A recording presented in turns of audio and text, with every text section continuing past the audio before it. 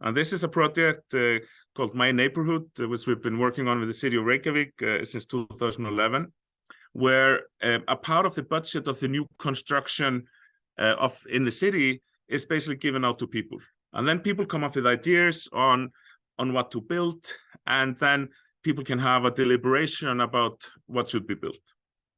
Here's another example from our partner, the Scottish Parliament, which have used our Your Priorities platform to engage citizens on many different issues. This is an example of climate change in EU, and governments are more and more seeing the benefits of actually engaging citizens in this sort of a deep, meaningful way, because politicians, like we all are, faced with ever more complex decisions.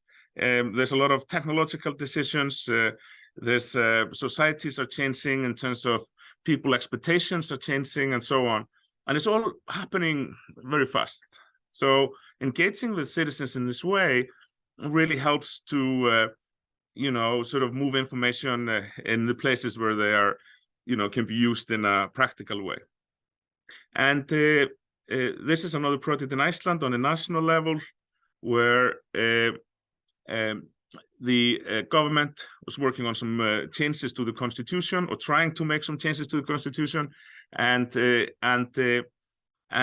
using an online platform, it gives a wide range of citizens the opportunity to take part.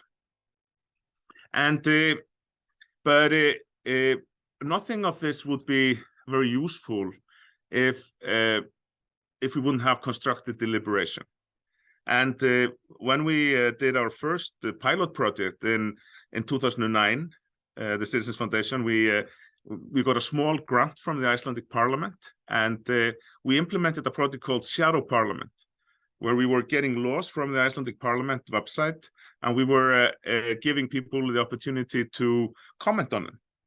And in the first evening back there in 2009, we had, some laws about fisheries policy, and we have this horrible personal argument that happens between the participants and about fisheries policy. And they were not even talking about fisheries policies anymore. They were just like, having a go at each other on our website. And I looked at my co-founder, Gunnar Grímsson, and we sort of looked at each other and said, oh, great, we created one more place on the internet for people to argue. But so from that day on, our mission was, how can we solve this? How can we have a constructive deliberation online? So what we come up with is a solution that makes it very impractical to argue. For example, you can't comment directly on other people's points. You have to write standalone counterpoints, and it encourages a rational deliberation. And we have an idea, and then we ask people, help us to come up with the pros and cons of this idea. So we are sort of nudging citizens into a more of an evaluation mode. And actually, surprisingly, many people put both points for and against the same idea. And that seems to be quite a universal sort of way of thinking about things, is that you have an idea and then you weigh the pros and cons. That seems to be in our platform, been used in 45 countries, and that seems to be sort of resonate with people. But also we have the minority and majority views have equal weight in the user interface, which helps facilitate consensus. And here's just an example. You have points for, points against, and on mobile you have the points are interleaved. So you have point for, point against, point for, point against.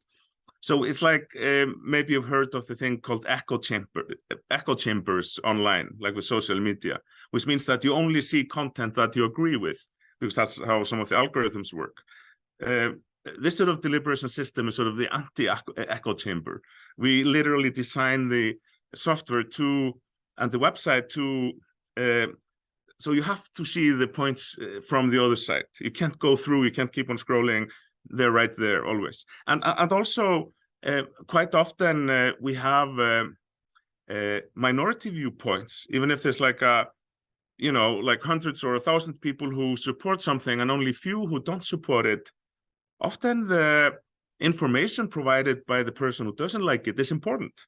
Maybe only very few people see a critical flaw in an idea that then often can be fixed. So the idea gets better through